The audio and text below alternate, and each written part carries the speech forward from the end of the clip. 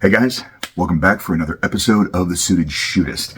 I wanted to kind of do another installment in my experiences in competition. Months back, I talked about my first Steel Challenge match and my general thoughts about its applicability as a supplemental training tool for the purposes of defensive shooting. And I think it was maybe last month, I shot my first IDPA match, and so I figured I'd kind of share my experiences there.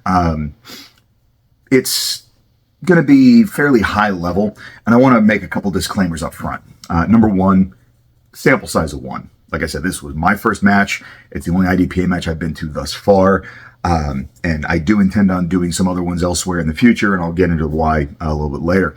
Secondarily, it was an outlaw club match. Now, my understanding is the only two major sort of rule changes that this group I instituted were a pro and a con. The pro was they went outlaw, and because of that, you don't have to only do slide lock reloads. You can reload at your own discretion in the same way that you can in USPSA. So I think that's cool. The con is they went outlaw after IDPA authorized appendix carry for safety reasons. And I put that in air quotes because while that was the claim, there was plenty of, let's say, questionable gun handling, even from a couple of the RSOs, which is honestly the reason I'm probably not going to be going back to that particular club. Like, there wasn't anything that was like catastrophic, but definitely some things where I would expect them to know better. But let's get that out of the way. So, for those of you that haven't competed in IDPA before, especially if you're coming to it from the defensive space, just kind of share my experience and talk about my impressions of it. There were definitely some useful takeaways. The major one being that there was positional shooting. There was one stage where you started from seated and you had to engage a couple of targets and then get up, move, and work through through the port of a barrier. There was another one where opening a door actually activated a target that was advancing on you and turning, so you had a very limited window of time in which to make the good hits, as well as that circumstance really demanded perfect muzzle discipline because they call that out repeatedly, that this is where people DQ by muzzling their hand when they go to open the door. So definitely some useful elements to it. That there was another one where the kind of the shooting box had you pressed so tight up against the barrier that you were basically forced to make a kind of a bladed one-handed shot. And for the left-handed shooters, that was a real bear. But again, some of the challenges. Some of the shooting positions, particularly in one of the doorways, were such that a lot of people were taking shots when they weren't necessarily in complete control of their posture and their balance.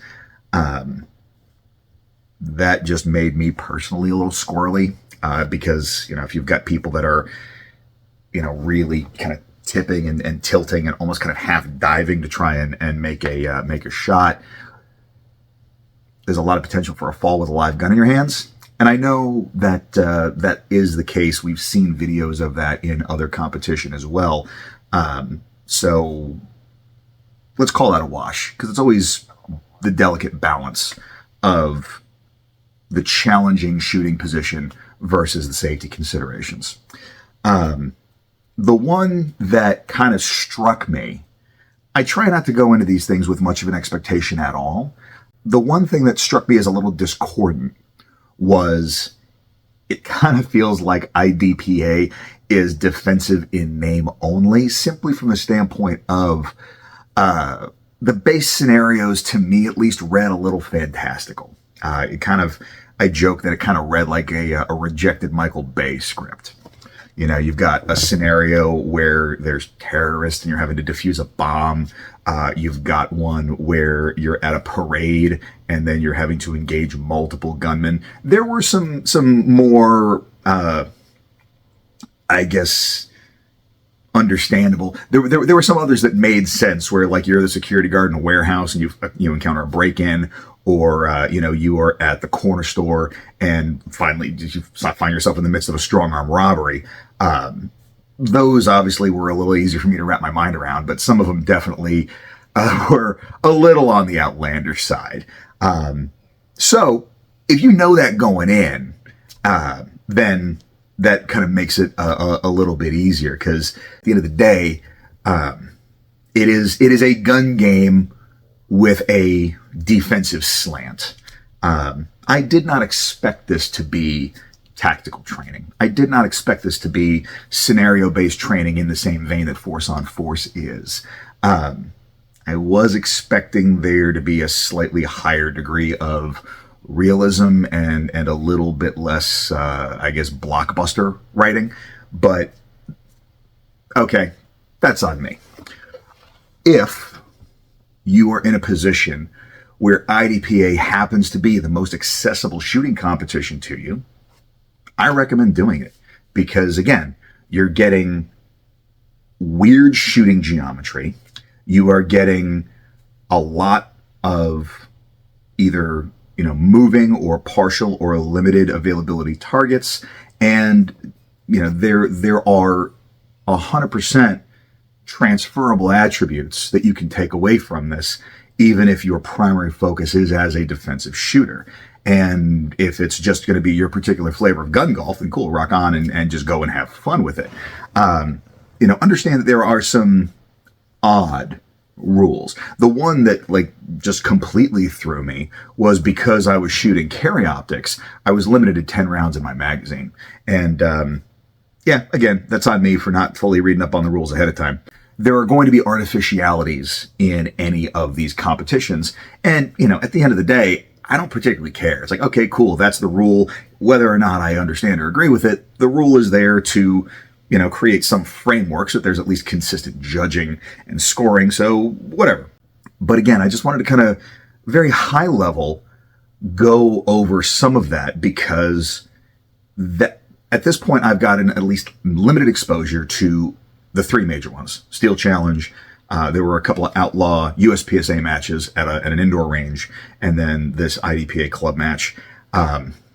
This was the only one where I kind of walked away a little confused. And, again, that was, I think, due to my expectation of it being a little bit more practically defensive oriented, as opposed to a kind of, Chuck E. Cheese level of entertainment and game to it with a defensive influence. And again, I don't say that as a criticism. I simply say that to, manage the expectations of people who may be going and looking at getting into this from the defensive space. I will, at some point, like I mentioned, probably try and make it out. I have a friend of mine that runs some IDPA matches. He's also a range master instructor. Should be seeing him next weekend. So, Tim, I look forward to seeing you at TACCon. But I'll be curious to see how he runs it and kind of compare the experiences between the two. I don't know exactly when I'll be able to, because it's a little bit of a drive, but that's on my list. And, I certainly haven't written off IDPA as useless or trivial. There are 100% valuable elements to it.